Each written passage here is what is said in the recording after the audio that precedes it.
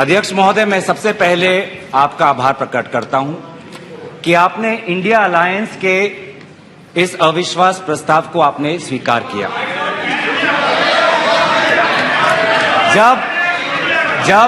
जब आपने पूछा कि इस अविश्वास प्रस्ताव के समर्थन में कौन कौन खड़ा है, तो मैं इस मंच से हमारे सारे इंडिया अलायंस दलों के सांसदों को मैं धन्यवाद और आभार प्रकट करता हूं। सर, ये अविश्वास प्रस्ताव हमारी मजबूरी है। ये हमारी मजबूरी है कि हम अविश्वास प्रस्ताव हमें लाना पड़ा, क्योंकि ये बात कभी भी संख्या की नहीं थी।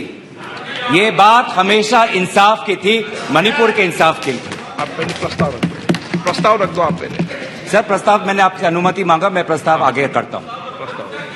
मैंने शुरुआत में उनकी अनुमति मांगी।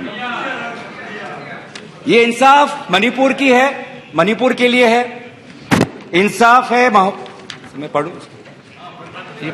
महोदय, मैं निम्नलिखित प्रस्ताव पेश करता हूं कि ये सभा मंत्रिपरिषद में विश्वास का भाव व्यक्त करती है। सर, अध्यक्ष महोदय, ये अविश्वास प्रस्ताव मणिपुर के लिए हम लाए हैं, इंडिया अलायंस, क्योंकि मणिपुर आज इंसाफ मांगता है। मणिपुर का युवा इंसाफ मांगता है, मणिपुर की बेटी इंसाफ मांगती है, मणिपुर के किसान इंसाफ मांगते हैं, मणिपुर के छात्र इंसाफ मांगते हैं। और मार्टिन लूथर किंग ने कहा है, मार्टिन लूथर किंग ने कहा है कि अगर कहीं भी नाइंसाफी हो तो वो हर जगह के लिए इंसाफ का खतरा बन सकता है। Injustice anywhere is a threat to justice everywhere. तो ये जो घटनाएं मणिपुर में हो रही है, इसको ये हम ना समझे कि उत्तर पूर्वांचल के किसी कोने में हो रहा है, ये भारत में हो रहा है। सर, अगर मणिपुर जल रहा है तो भारत जल रहा है। अगर मणिपुर में आग लगी है तो भारत में आग लगी है। अगर मणिपुर विभाजित हुआ है तो भारत विभाजित हुआ है।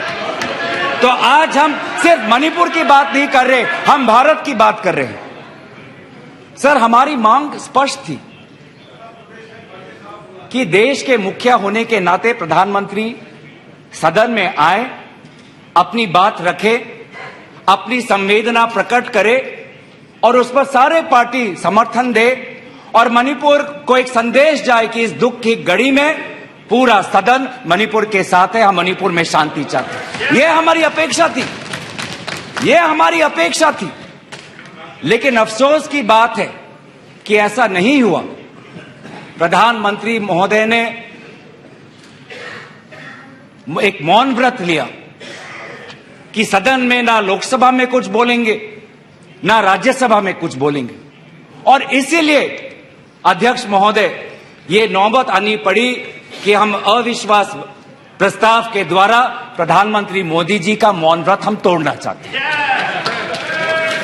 सर, साफ साफ 3 सवाल है प्रधानमंत्री महोदय से।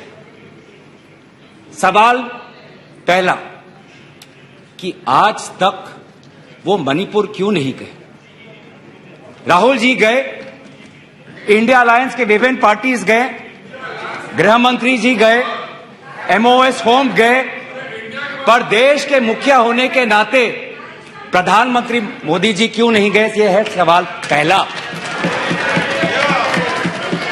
सवाल दूसरा कि लगभग 80 दिन क्यों लगे प्रधानमंत्री मोदी जी को मणिपुर पे कुछ बोलने के लिए, और जब बोले तो सिर्फ 30 सेकंड के लिए बोले,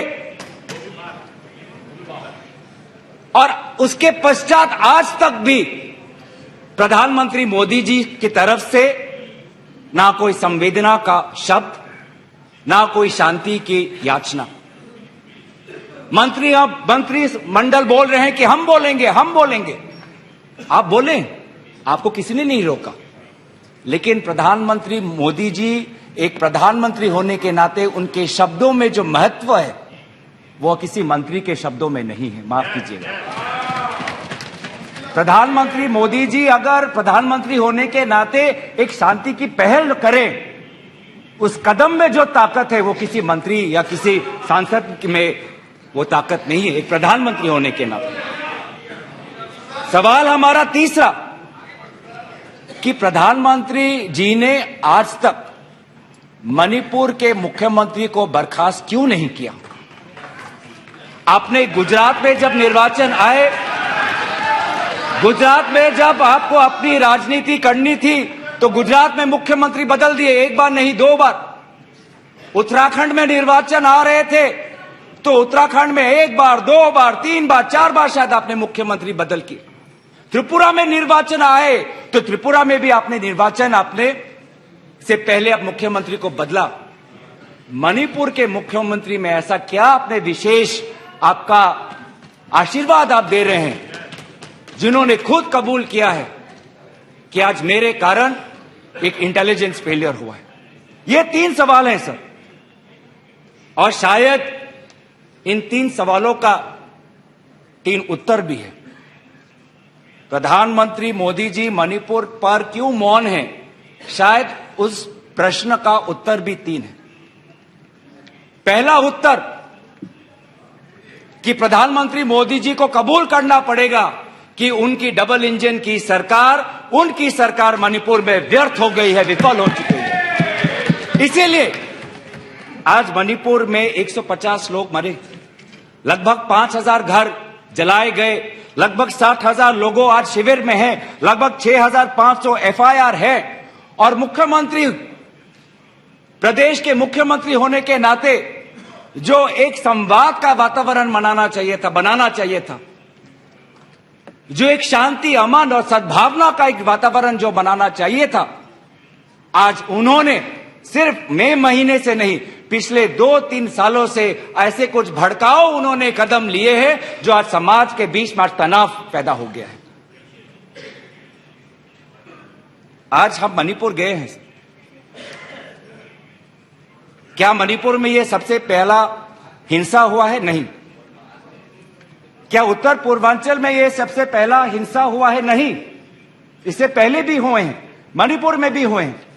मैं खुद उत्तर पूर्वांचल का हूं, मैं खुद जिम्मेवारी से कहता हूं कि हुए हैं, लेकिन पहली बार, अरे आप में से तो कोई गया भी नहीं, आप क्या जानेंगे? पहले जाओ और फिर हमें परामर्श दो, पहले आप लोग जाओ। सर हम गए और बहुत दुख हुआ कि हमने समाज में 2 वर्गों के बीच ऐसा बंटवारा, समाज के 2 वर्गों के बीच हृदय में इतना आक्रोश, इतना गुस्सा हमने पहले कभी नहीं देखा। हमने पहले कभी भी नहीं देखा कि आज समाज का एक वर्ग दूसरे के प्रति बदले की भाषा का प्रयोग कर रहा है। हमने कभी भी नहीं देखा कि एक प्रदेश में एक ऐसी लकीर खींच दी गई है कि पहाड़ पे एक वर्ग के लोग रहते हैं और वैली में एक वर्ग के लोग रहते हैं। अफसोस की बात है सर कि जो सरकार एक इंडिया की बात करती है, आज उन्होंने 2 मणिपुर आपने बना दिए हैं। आपके राजनीति से 2 मणिपुर आज बन गए। मैं मणिपुर के मुख्यमंत्री को, इस सदन से पूर्व प्रधानमंत्री वाजपेयी जी की राजधर्मों को याद करने के लिए सलाह दूंगा, जिन्होंने कहा कि राजा के लिए, शासक के लिए प्रजा में भेद नहीं हो सकता, ना जन्म के आधार पर, ना जाति के आधार पर, ना समुदाय के आधार पर। सर आज इस माहौल में अगर सबसे ज्यादा पीड़ा किसी को झेलना पड़ा है तो महिलाओं और बच्चों को। हमने देखे हैं वो वायरल वीडियो में, उनका मैं उल्लेख नहीं करना चाहूंगा, उससे सबको पीड़ा हुआ। पर ऐसे मुख्यमंत्री जी ने स्वयं कहे कि ऐसे 100 FIRs हैं। हम भी गए हैं सर, इंडिया डेलीगेशन, हमारे संसदीय दल, उस परिवार से हम मिलके आए हैं जिसमें 2 महिलाओं के साथ इतना बुरा व्यवहार हुआ, अत्याचार हुआ। हमने ऐसे भी एक परिवार से मिले जिसमें एक 80 साल की महिला, जो एक स्वतंत्रता संग्रामी की पत्नी थी, उसको घर के अंदर बंद करके जिंदा जला दिया। जो 2 महिला जिसको लेकर आज सुप्रीम कोर्ट तक ये बात गई है, उसमें से एक महिला का पत्नी कारगिल में हमारे देश के लिए हमारी सीमा को सुरक्षा कर रहा था। वो कारगिल का जवान बोल रहा है मैंने देश को बचाया, पर मैं अपने घर और अपने परिवार को नहीं बचा पाया। जब हम उनसे मिलते हैं तो हमको क्या कहें? आप लोग कहते हैं हम फोटो ऑप करने गए थे। सर, दुख के समय में संवेदना उनको देने गए थे। आज महिलाओं, बच्चों के साथ आऊंगा, अब सारे बातों पे आऊंगा, सब पे आऊंगा। धर्मीय जगह को भी बख्शा नहीं गया। धर्मीय अनुष्ठान पर भी आज भीड़ घुसी और उसका असम्मान किया। आज इंटरनेट नहीं है। आप कहते हैं कि सब नॉर्मल है, स्थिर है। आज भी इंटरनेट नहीं है, बच्चे स्कूल नहीं जा पा रहे, लोग अपनी बातें नहीं रख पा रहे। आज भी कितनी महिलाओं पर अत्याचार हुआ है, वो अपनी बात ही नहीं रख पा रहे। वो तो वीडियो वायरल हो गया, नहीं तो मुझे लगता था कि आज तक प्रधानमंत्री मोदी जी मौन रहते अगर वीडियो वायरल नहीं हो। पर ऐसे हजार से ऐसे अत्याचार हुए। लेकिन वहां के मुख्यमंत्री क्या कहते हैं? अभी ड्रग्स के ऊपर वो बोलते हैं कि ये सब ड्रग्स के लिए हुआ है। अध्यक्ष महोदय, बहुत गंभीर पूर्वक मैं ये बात अपने आपके समक्ष सदन में रख रहा हूं कि मणिपुर के मुख्यमंत्री की कार्यालय से जब एक ड्रग माफिया के बड़े नेता को वहां की पुलिस ने पकड़ा तो मुख्यमंत्री के दफ्तर से फोन गया कि उस ड्रग के माफिया को बचाओ, रिहा करो। और वो ड्रग का माफिया कौन था? वो ड्रग का माफिया आप ही की दल के ऑटोनोमस डिस्ट्रिक्ट काउंसिल के चेयरमैन थे, जो वहां पे जब इटोचा सिंह को पकड़ा गया, लोयांग नांगबंग इटोचा, जब इस व्यक्ति को पकड़ा गया तो मुख्यमंत्री के दफ्तर से फोन गया कि इसको रिहा करो। और ये इटोचा कौन है? वहीं के राज्य सरकार के पीएचई मिनिस्टर सुशील द्रो के भाई हैं। आज ये इन सरकार राज्य में ड्रग्स की बात करते हैं, ड्रग्स के साथ मुख्यमंत्री महोदय के दफ्तर का ताल्लुकात है। ये बात मैं नहीं कर रहा, वो पुलिस अफसर जिनको इनकी राज्य सरकार ने मेडल दिया, वो आज वो बात कर रही है कि ये सरकार ने मुझे मेडल दिया और यही सरकार मुझे ड्रग्स से जुड़े हुए इनके दल के नेताओं को छोड़ने के लिए कह रही है। उन्होंने अपना मेडल वापस कर दिया राज्य सरकार। पॉपी फार्मिंग की बात करते हैं। आज आपका ही narcotics and affairs of border NAB ये कहता है the scale of poppy plantation in Manipur has spread across 15,400 acres of land in the hills between 2017 and 2023। 2017 में आपकी सरकार आई थी।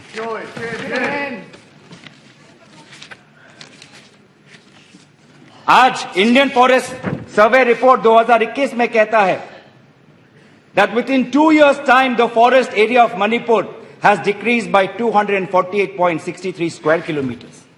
ये आपके सरकार के नजर के सामने वहां के जंगलों को काटा जा रहा है और पॉपी फार्मिंग को बढ़ावा दिया जा रहा है। गृह मंत्री ड्रग्स को लेकर बार बार वक्तव्य देते हैं, लेकिन गृह मंत्री महोदय आपको भी पता है कि पिछले 5-6 सालों में ड्रग्स की ये समस्या कमी नहीं, थमी नहीं, बढ़ती जा रही है। लगभग 2017 में एनसीआरबी का डेटा है 1113 केसेस, 2021 में 3611। तो ड्रग्स की समस्या आज बढ़ती जा रही है। तो कहीं ना कहीं प्रधानमंत्री जी चाहते हैं कि वो मौन रहे ताकि उनकी राज्य सरकार की छवि धूमिल ना हो, क्योंकि उनको छवि से लगाव है। चाहे लोगों पे अत्याचार हो, ड्रग्स की समस्या बड़ी हो, ये उनके लिए महत्व नहीं रखता। पर जैसे कि मैंने कहा कि उनके मौन रहने का कारण 3 है, अभी तो मैंने सिर्फ एक कारण का उजागर किया। और दूसरा कारण यह है, और बहुत मैं सम्मानपूर्वक ये बात कहना चाहता हूं, दूसरा कारण प्रधानमंत्री मोदी जी का मौन रहने का यह है कि आज भारत केंद्र सरकार का गृह विभाग और राष्ट्रीय सुरक्षा सलाहकार आज विफल हुए हैं। क्या हो रहा है मणिपुर में? 5,000 से ज्यादा हथियार आज लोगों के हाथों में है। लगभग 35 पुलिस स्टेशंस में भीड़ वहां जाकर वहां से हथियार अपने साथ ले जाते हैं। कभी आप जितने भी राज्यों का आपने जो उजागर किया है, कभी ऐसी स्थिति देखी है कि 2 महीनों में एक भीड़ पुलिस थाने में जाकर, पुलिस ट्रेनिंग कॉलेज में जाकर वहां पे जो हथियार है वो लेके जाती है? क्या क्या हथियार ले गए हैं? क्या क्या हथियार लूट के ले गए हैं? INSAS rifle, AK-47, light LMG light machine gun, self loading rifle, SMC, mortar, grenade, bullet proof jacket, 6 lakh ammunition, 6 lakh गोलियां आज लोगों के बीच में है। कि यह राष्ट्रीय सुरक्षा का मामला नहीं है? कहां है राष्ट्रीय सुरक्षा सलाहकार? ये जो बंदूक है, ये जो गोलियां हैं, किस पर चलाएंगे? ये गोलियां हमारे भारतीय सेना के नौजवानों पे चलाएंगे। ये गोलियां मणिपुर के पुलिस पर चलाए जाएंगे। ये गोलियां मणिपुर के निहत्थे लोगों पर बरसाए जाएंगे। क्या क्या आपने आज ये जो हथियार है सिर्फ मणिपुर तक सीमित नहीं रहेंगे सर। लगभग ये जो 6 लाख एम्यूनेशन है, गोला बारूद है, AK-47, ये तो युद्ध के हथियार है, ये युद्ध के अस्त्र है। ये सिर्फ मणिपुर तक नहीं सीमित रहेंगे, ये आज उत्तर पूर्वांचल में भारत के अलग अलग जगह में ये हथियार जाएंगे और भारत के समाज को आज अशांति का वातावरण बनाएंगे। तो क्या कर रहे हैं आप? आज दुख की बात है कि अभी मुख्यमंत्री पहले तो समाज पर दोष ठहरा रहे थे, अब मुख्यमंत्री, मणिपुर के मुख्यमंत्री केंद्र सरकार और असम राइफल्स पे आज निशाना साध रहे। आज ही हमें सुनने में मिला कि असम राइफल्स, जिसको जिम्मेवारी दी गई है देश को, लोगों को बचाने के लिए, उनको हटाया जा रहा है। मुख्यमंत्री के घर के जो विधायक हैं, मैं उनका नाम नहीं लूंगा, वो पूछते हैं कि इतने हथियार कहां से आए? क्या कर रही है केंद्रीय शासित सुरक्षा दल? ये असम राइफल्स किसके अनुसार काम करता है? ये असम राइफल्स गृह विभाग के मंत्रालय से इनको निर्देश दिया जाता है। तो एक ऐसी व्यवस्था बन गई है मणिपुर में कि मणिपुर के पुलिस आज असम राइफल्स के जवान पर उंगली उठा रहे हैं, असम राइफल्स के जवान आज मणिपुर के पुलिस पर उंगली उठा रही है। ये बना है 21वीं सदी के भारत में। ऐसे हम समाधान कर रहे हैं पिछले 3 महीनों से।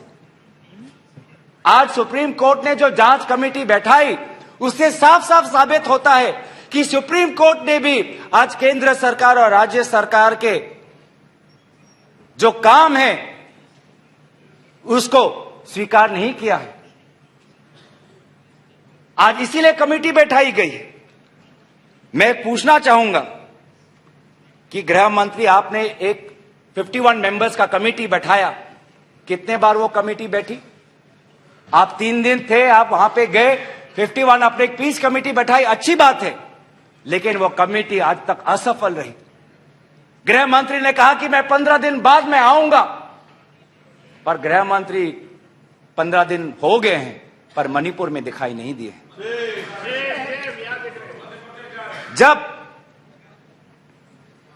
एक suspended insurgency group UKLF, United Kuki Liberation Front का चेयरमैन SS हाउकेप लीगल बयान में, एफिडेविट में यह बात कहता है कि भाजपा ने 2017 और 2019 के निर्वाचन में एक उग्रपंथी संगठन का उन्होंने सहयोग लिया। एक लीगल एफिडेविट में यह बात लिखा है। यह है इनका राष्ट्रवाद, यह है इनका राष्ट्रवाद।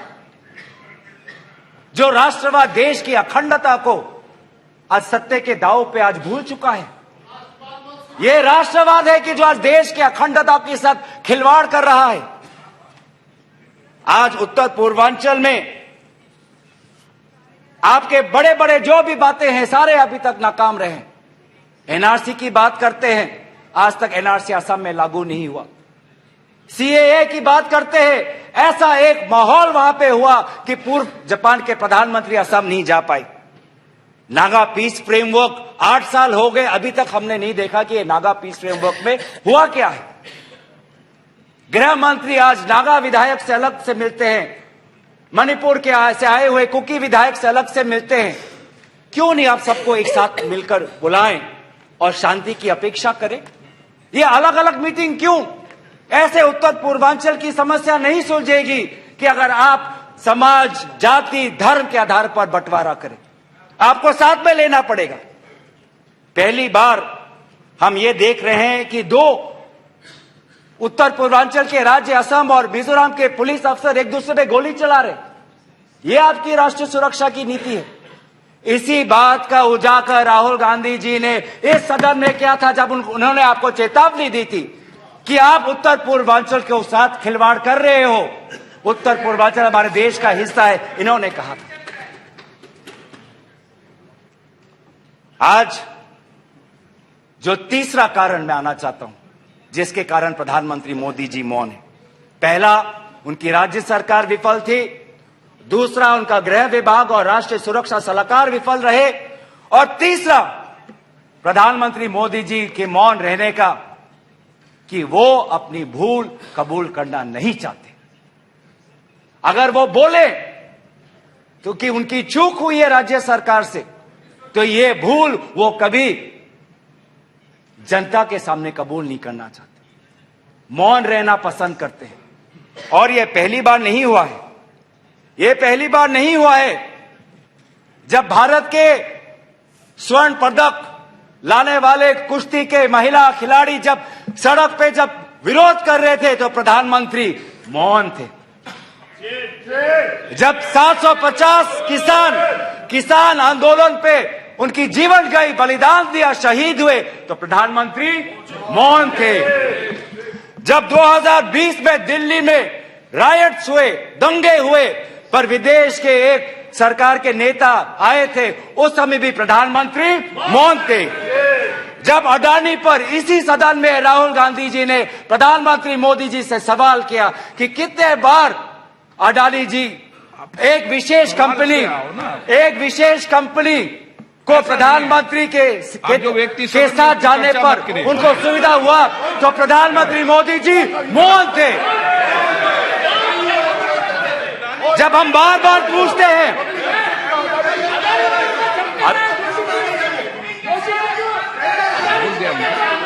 सर बड़ी आश्चर्य की बात है कि सर कि अभी तक मैंने प्रधानमंत्री का नाम लिया, अभी तक मैंने मुख्यमंत्री का नाम लिया, अभी तक मैंने गृह मंत्री का नाम लिया, अभी तक इनकी तरफ से विरोध नहीं आया, लेकिन जब एक विशेष कंपनी के मालिक का नाम लिया तो ये सारे मंत्री और सांसद खड़े हो गए।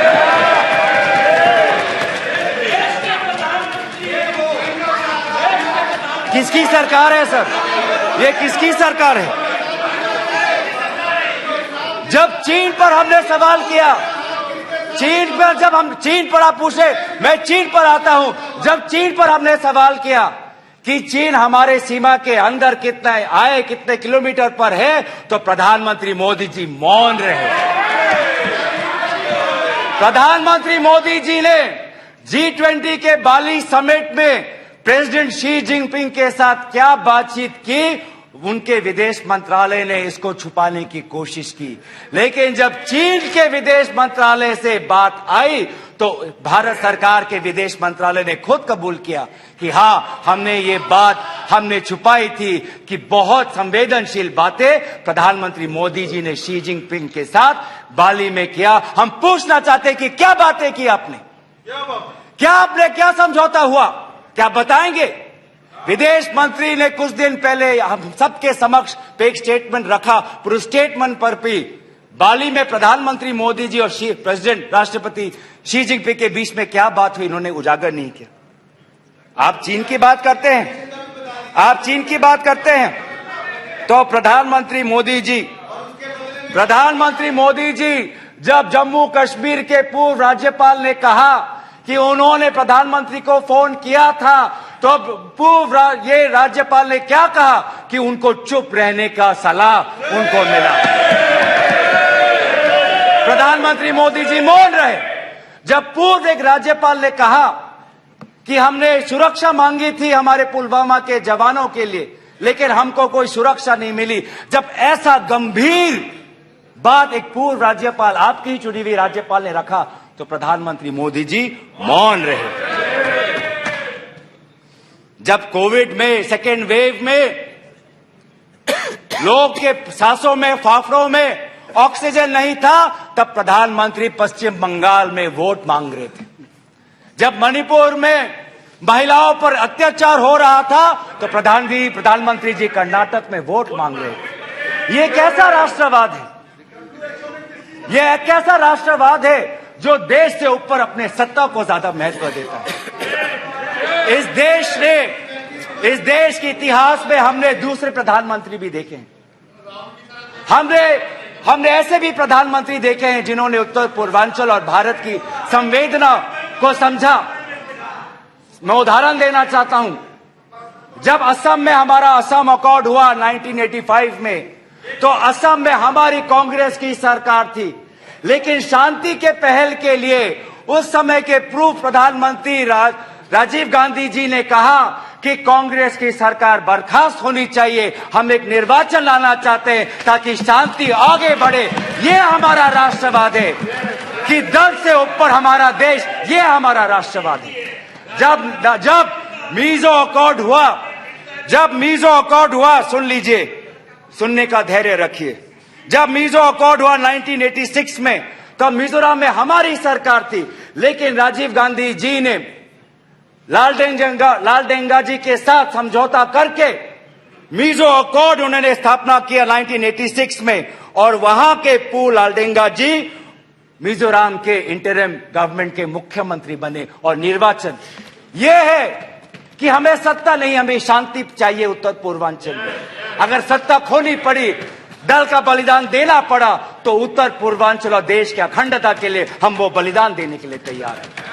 सोनिया जी को याद होगा, जब मीजो अकॉर्ड हुआ उसके अगले ही दिन राजीव गांधी जी और सोनिया जी मिजोरम गए थे, आइजवाल गए थे, और जगह जगह पर लोगों ने इन दोनों का स्वागत किया और उन्होंने कहा, स्वागत राजीव गांधी जी, वेलकम राजीव गांधी जी, आप शांति के प्रतीक हो। ऐसा पहल प्रधानमंत्री मोदी जी मणिपुर में क्यों नहीं करते? हम उनका समर्थन करेंगे। इस सदन में जब 2012 में असम में कोकराझार में जब हिंसा हुआ, तो इस सदन में, लोकसभा में, राज्यसभा में हमारे पहले प्रधानमंत्री डॉक्टर मनमोहन सिंह जी ने इस सदन में उन्होंने बात रखी। जब कोकराझार में जब हिंसा हुआ, तो उसके 7 दिन बाद प्रधानमंत्री मनमोहन सिंह जी वहां पर गए और उन्होंने क्या कहा? उन्होंने कहा असम में जाकर, we are one people, we are one nation, we must live together as such, we must restore peace and calm throughout the area. ऐसी बातें प्रधानमंत्री मोदी जी क्यों नहीं करते? चलिए मेरे दल का नहीं, मैं आपके दल का उदाहरण देता हूं। जब 2002 में गुजरात में जब दंगे हुए, तो उस समय के प्रधानमंत्री वाजपेयी जी गुजरात गए थे, शाह आलम के वो रेफ्यूजी कैंप में गए थे। तो सीधा सर, मैं प्रधानमंत्री जी से 3 में हमारी याचना है। 3 हमारे याचना है। याचना 1 कि वो सदन में आकर अपनी बात रखे, लोकसभा में आए और राज्यसभा में भी जाएं, लोकसभा में भी आए और राज्यसभा में भी जाए। हमारी याचना दूसरा कि वो मणिपुर जाए और पूरे पार्टी को लेके जाए। ये बात हमने सदन के प्रारंभ होने से भी पहले कहा था कि अगर प्रधानमंत्री पूरा मणिपुर को में एक ऑल पार्टी डेलीगेशन लेके जाएंगे तो हम सब उसमें शामिल होंगे। और हमारा तीसरा ये याचना है कि मणिपुर के विभिन्न समाज सेवक संगठनों को बुलाकर एक मीटिंग करिए, शांति का एक पहल रखिए। लेकिन प्रधानमंत्री क्या कर रहे हैं? प्रधानमंत्री आज इंडिया अलायंस को बदनाम करने में तुले, देश के नाम को आज बदनाम करने में तुले हैं। अफसोस की बात है, अफसोस की बात है, जब आप पॉपुलर फ्रंट ऑफ इंडिया की बात करते हैं, इंडिया मुजाहिदीन की बात करते हैं, ईस्ट इंडिया कंपनी की बात करते हैं, तो हम इंडियन इंस्टीट्यूट ऑफ टेक्नोलॉजी की बात करते हैं, हम इंडियन स्पेस रिसर्च ऑर्गेनाइजेशन की बात करते हैं, हम इंडियन पुलिस फोर्स की बात करते हैं, हम इंडियन एयरफोर्स की बात करते हैं। आप जब इंडिया को बदनाम करते हैं तो हमें तो भारत का तिरंगा दिखता है, जहां पे गेरुआ है, सफेद है, हरा है और बीच में अशोक का चक्र है। आज नफरत एक हथियार बन चुका है, नफरत एक हथियार बन चुका है वोट जीतने के लिए। वो चाहे मणिपुर में हो, वो चाहे हरियाणा में हो, वो चाहे कर्नाटक में हो, वो चाहे मध्य प्रदेश में हो। आप जितना भी नफरत फैलाएं, आप जितना भी नफरत फैलाएं, हमने राहुल जी के नेतृत्व में भारत जोड़ो यात्रा किया है। आपके नफरत के बाजार में हम जगह जगह पे मोहब्बत का दुकान खोलेंगे। हम संविधान की सुरक्षा करेंगे। Our constitution that talks about equality, liberty, justice, fraternity, हम इस संविधान के आदर्शों की हम सुरक्षा करेंगे। आप पूंजीपतियों का विकास चाहते हैं, सबका विकास कहते हैं, लेकिन करते हैं पूंजीपतियों का विकास, और वो भी सिर्फ 6 पूंजीपतियों का। आज भारत में एक ऐसा हमने व्यवस्था देखा है कि 6 कंपनियों के पास आज 25% पोर्ट है, 45% सीमेंट प्रोडक्शन है, 33% स्टील प्रोडक्शन है, 60% टेलीकॉम प्रोडक्शन है, 45% कोल प्रोडक्शन है। ये है आपका विकास का मॉडल, ये है आपका विकास का मॉडल। मैं उस कंपनी का नाम नहीं लूंगा जिससे आप उत्तेजित हो जाते हैं, लेकिन दूसरे कंपनी को तो नाम ले सकता हूं। ये कैसा प्रक्रिया है सर, ये कैसा कॉम्पिटिटिव इकोनॉमी बना रहे हैं? जब अप्रैल 2030 में श्री सीमेंट संघी इंडस्ट्रीज को खरीदना चाहता है, तो जून में ही श्री सीमेंट पर आईटी का डिपार्टमेंट का रेड होता है, और जुलाई 2023 में श्री सीमेंट एक्विजिशन से बाहर निकलता है, और अगस्त में अडानी का अंबुजा सीमेंट संघी इंडस्ट्री को खरीदता है। ये इकोनॉमी बना रहे हैं, ऐसा इकोनॉमी आप बनाएंगे? हम चाहते हैं पूंजीपतियों का विकास नहीं, हम चाहते हैं कि किसान का विकास हो जिससे राहुल जी मिले हैं।